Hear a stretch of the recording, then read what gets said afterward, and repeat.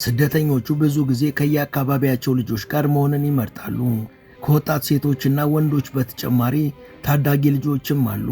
ዕድሜያቸው 15 እና 16 የሆናቸው ከስልጤና ከአድዋ የመጡ ታዳጊዎችን የቢቢሲ የጋዜጠኞች ቡድን አናግሯቸው ነበር። በወቅቱ ጋዜጠኞቹ ገሄራ ሲደርሱ ታመው ያገኟቸው ስደተኞች 4 ነበሩ። ስደተኞቹ ምግብ የቀመሱት ኮቦ ከመነሳታቸው በፊት እንደሆነም ይናገራሉ። ከተኙበት አጠገብ ፌስታል ቢታይም የሚቀመስ ምግብም ሆነ ጉሮሯቸውን የሚያርስ ውሃ አልያዙም።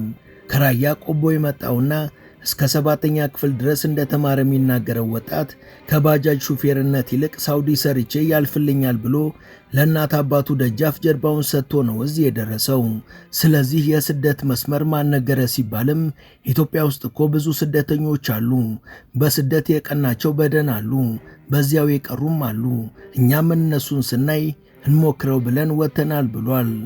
ቢቢሲ ያናገራቸው እንደሱ ኳጃ አካባቢ የመጡት ሌሎች ወጣቶችም ከቤተሰቦቻቸው ጎጆ እንደወጡ 2 ሳምንት እንዳለፋቸው ተናግረዋል።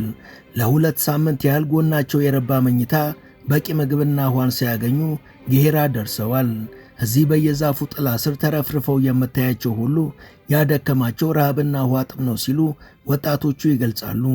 በአንድ መኪና እስከ 50 የሚደርሱ ሰዎች ተጭነው መምጣታቸውንና ከአንድ በላይ መኪና ሌሊቱን ስደተኞችን አምጥቶ እዚህ ማድረሱን ይገልጻሉ።